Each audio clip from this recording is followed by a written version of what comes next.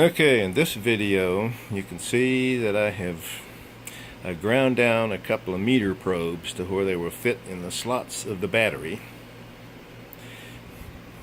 I can go over in here and you can see that the battery itself is working.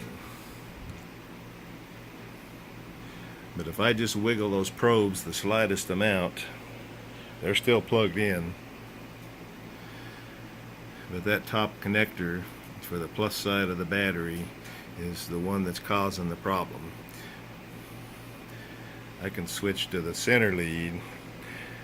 Let me lay the phone down so I can do that. And I will swap the connections to the center and the plus lead. And if I wedge them in there just right, I get 3.77.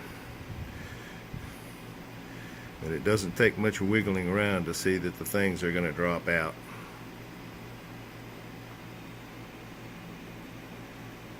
Right there.